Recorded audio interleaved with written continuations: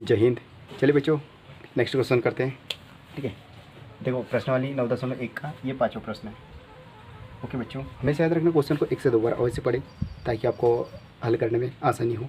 ठीक है, भूमि से 60 मीटर की ऊंचाई पर, देखो भूमि से, देखो ये भूमि है, भूमि से 60 मीटर की ऊंचाई पर एक पतंग उड़ रहा है। देखो यहाँ 60 मीटर की ऊंचाई पर एक पतंग उड़ रहा है। ओके बच्चों, 60 मीटर की ऊंचाई पर एक पतंग उड़ रहा है। यहाँ पर एक पतंग है, पतंग है। ठीक है, जो पतंग में लगी डोरी को अस्थायी रूप से भूमि के एक बिंदु पर बांध दिया गया है। देखो यहाँ से भूमि के एक बिंदु पर, देखो यहाँ पर बांध दिया होगा। ठीक है, एक बिंदु पर बांध दिया गया है। भूमि के साथ डोरी का झुकाव, ये देखो ये डोरी का झुकाव, ये डोरी है। देखो ये डोरी का झुकाव कितने 60 डिग्री, ये भूमि है। ठीक है बच्चों, देखो ये डोरी मतलब कसा हुआ है। ठीक है बच्चों, यहाँ पर बंधा हुआ है, ये पॉइंट पर, यहाँ पर भूमि के, देख भूमि के साथ, भूमि से 60 मीटर की ऊंचाई पर एक पतंग उड़ रहा है। भूमि से ये 60 मीटर की, ये 60 मीटर की ऊंचाई पर, 60 मीटर की ऊंचाई पर पतंग उड़ रहा है। पतंग में लगी डोरी को अस्थायी रूप से भूमि के एक बिंदु पर बांध दिया गया है। ये देखो यहाँ पर बांध दिया गया, बांध दिया गया।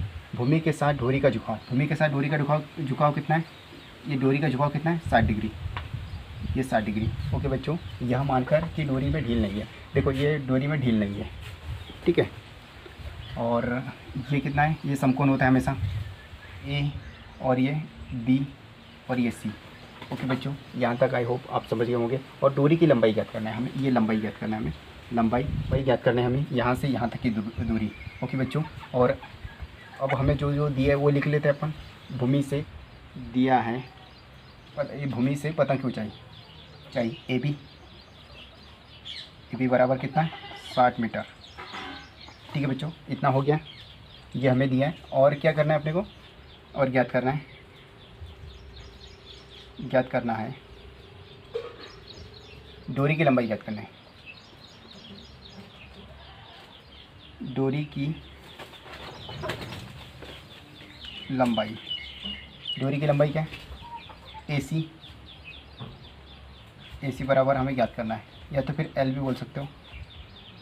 ठीक है बच्चों, ये लंबाई ज्ञात करना है। और फिर चित्रानुसार कर लेते हैं। बिंदु ए, देखो बिंदु ए कोई पतंग है, बिंदु ए कोई पतंग है, ए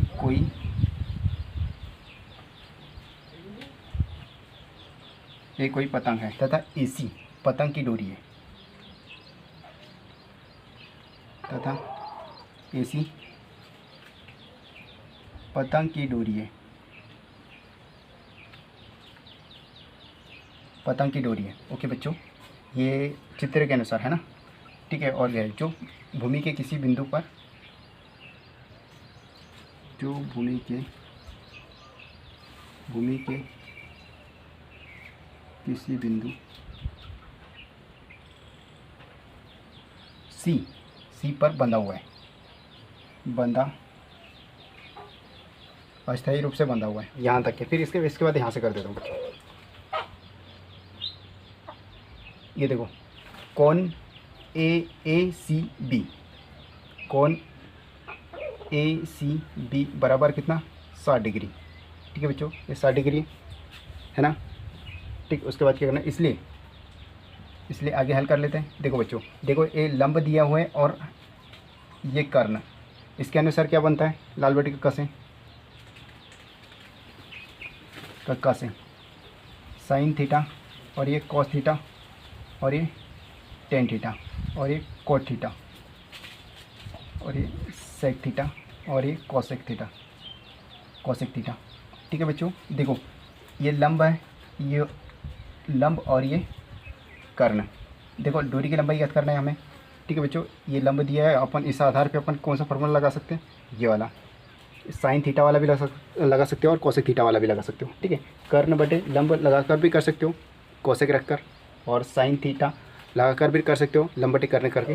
ठीक है, देखो अपन कर लेते हैं साइन थीटा लगा के, साइन थीटा रखें, साइन थीटा बराबर क्या होता है लंब बटे कर्ण। लंब ये कितना है ए बी बटे ए सी, ठीक है बच्चों, ये कर्ण है और थीटा की जगह क्या रख सकते हो 60, साइन 60 बराबर ए बी कितना है 60 डिग्री और ए सी कितना है एल।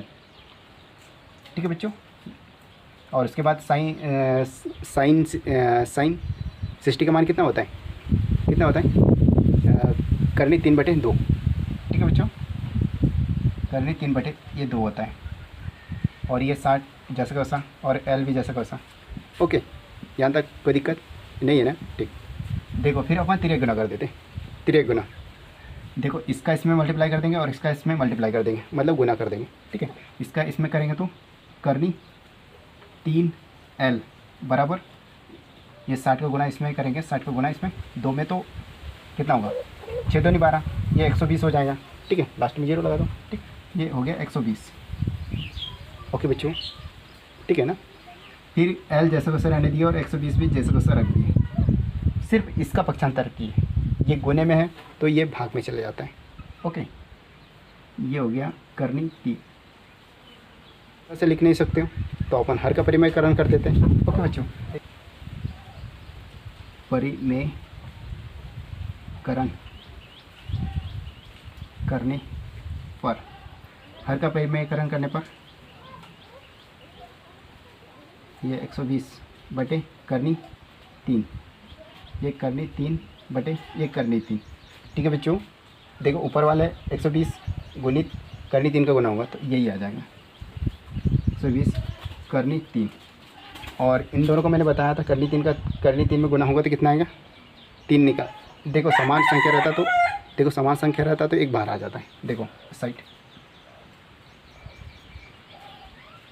ठीक है, इन दोनों में से एक बार आ जाएगा। ठीक, नहीं आता तो ये दूसरा तरीका, देखो इनका आपस में कल मल्टीप्लाई करेंगे तो ये 3 3 9। ओके, इसको कैसे लिख सकते हो,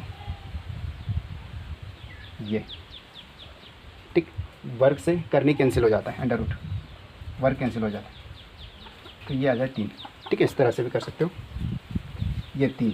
ओके, फिर 3 से इससे भाग दे दो, कितने बार 3 चौक 12, ये आ गया 40 आ जाएगा, 40 करनी 3, ये आ गया एल का मान। तो इसे आप, ये तो रफ वर्क के लिए था। उसके बाद देखो यहाँ पर आप लिख सकते हो अतः डोरी की अभिष्ट लंबाई, डोरी की अभिष्ट लंबाई,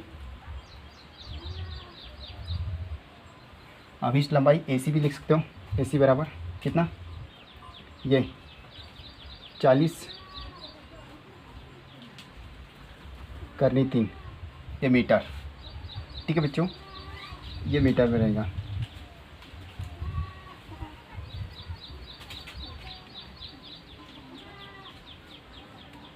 ठीक है बच्चों, ये आ गया आंसर, यही याद करना था। इस तरह से आप स्टेप बाय स्टेप करें, अगर हो सके तो स्क्रीनशॉट ले लो। अगर मैंने पूरा कोशिश किया कि आप लोगों को समझाने की। ठीक है बच्चों, अगर आपको अच्छा लगता वीडियो तो कमेंट जरूर किया करो। ठीक है बच्चों, अपने दोस्तों को जरूर शेयर कर दिया करो और सब्सक्राइब जरूर कर दिया करो और बेल आइकन बटन को जरूर प्रेस कर देना, ताकि जब भी मैं कोई दूसरा वीडियो लेकर आऊँ तो आपके पास जरूर नोटिफिकेशन पहुँच सके। ठीक है बच्चों, जय हिंद,